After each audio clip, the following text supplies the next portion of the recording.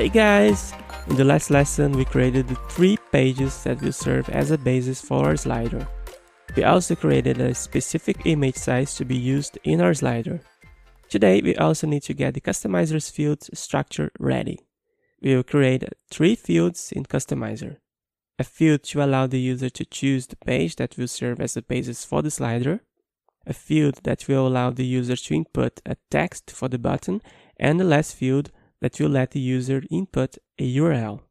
One detail is that these 3 fields will have to repeat for each of the slides. That is, altogether we will create 9 fields in Customizer. So let's go to our file.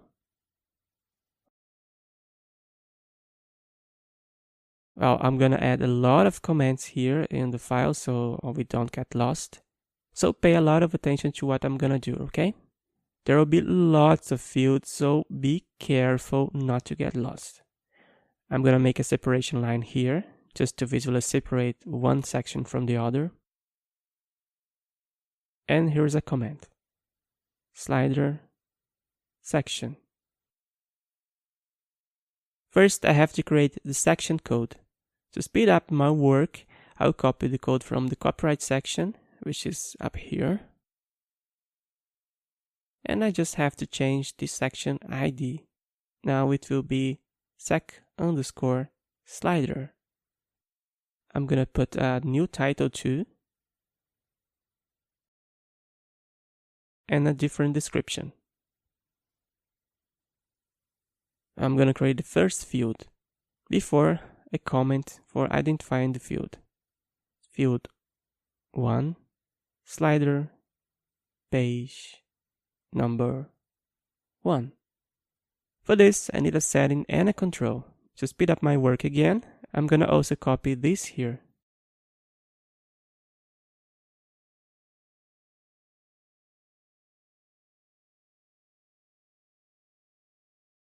These fields will help the user choose the page that is related to the first slide. There is a type of field in WordPress called drop-down pages. It is very interesting because it allows us to choose pages through a menu, so the user doesn't need to spend much time looking for which page will be related to the slide. You'll see in practice later. Let's pass the ID of the first setting as set_slider_page 1. The default value will be empty, and the sanitized callback for this field will be appsInt. This is a very interesting WordPress function that is used to sanitize fields that need to return a positive integer value. And why is that? Because the type of field we're gonna use here returns the page ID. As you know, IDs have to be positive integers. So this sanitization function comes at good time for us. Now in the control, let's pass the setting ID, like this one up here.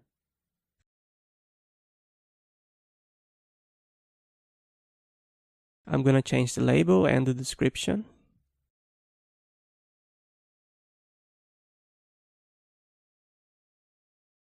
I'm gonna pass the right section.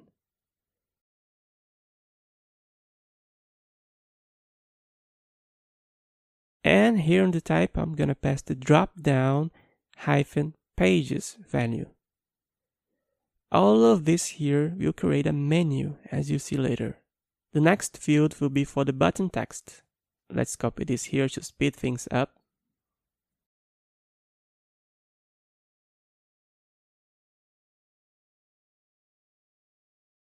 The setting name will be set_slider_button_text1.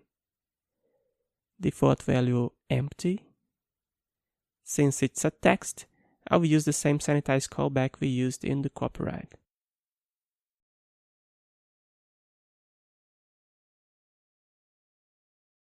Now for the control, I'm gonna change the setting here, which is this one up here. I changed the label and the description.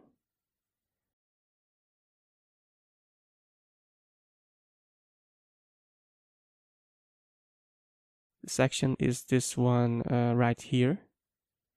and the type is text. Okay, now let's go to the last field of the first slide. We need a URL for the button.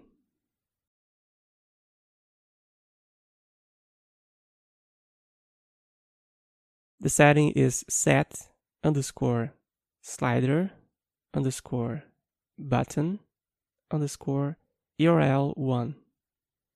The sanitize callback will be a WordPress sanitizing function called ask URL raw. For the control, let's repeat the setting here.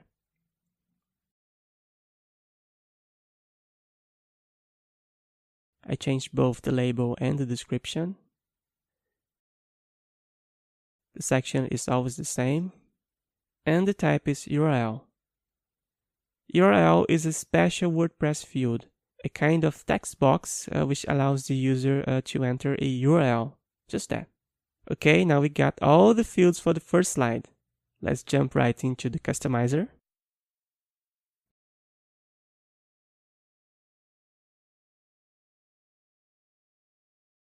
Here's our new section. And here inside I have the fields for the first slide. And what's the idea here? The idea is that the user will create no more than 3 pages, which will serve as a basis for the slider. As we have already created those pages, you can see that if I click on this menu, look at that. I can choose which page I want to connect to the first slider. Cool, right? Very interesting. And now I can fill in the other fields.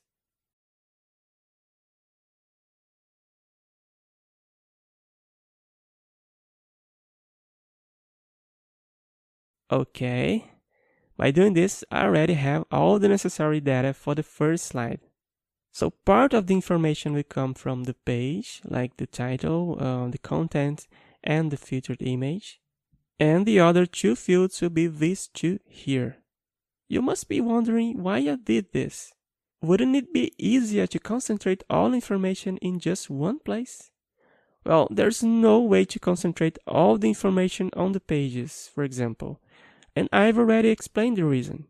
It wouldn't be possible to offer an easy way for the user to fill in the fields of the button. I also cannot concentrate all information in Customizer only. The reason is a bit complex to explain, but it has to do with the fact that I need to control how many slides will appear on the homepage. Anyway, if you have any questions, I'll be happy to talk about all these possibilities. Well, what's left to do before we start bringing up the fields on the homepage? Well, we need to create the fields for the other 2 slides. As I already created the basic structure, we just need to copy all the settings and controls, taking care only to change the names of each of them. Another option will be to build a loop so you don't have to repeat all the code. But that will make my explanation very complex and very confusing. So let's go. I'm gonna copy all this stuff here.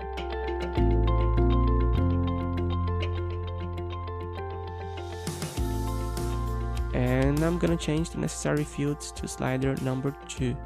Pay a lot of attention to what I'm gonna do, okay?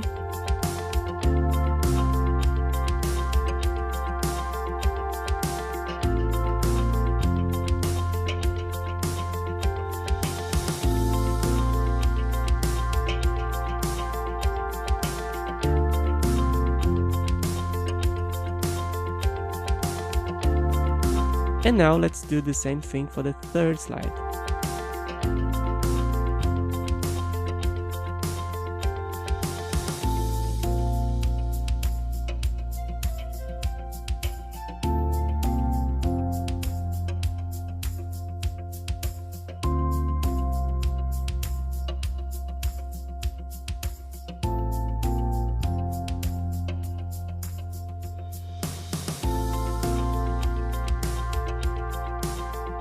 There you go. Now when you get back to the customizer, we have all the fields working here. And guys, if yours isn't working like mine, go back to the code and make sure you have correctly entered the names of the settings in the correct places, right?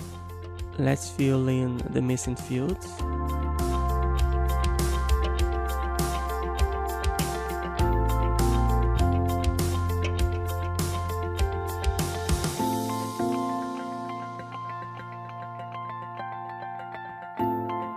And now we're all set. Everything we need has been properly saved into the database and is ready to be displayed on screen. In the next lesson, we'll start doing this, so I'm waiting for you.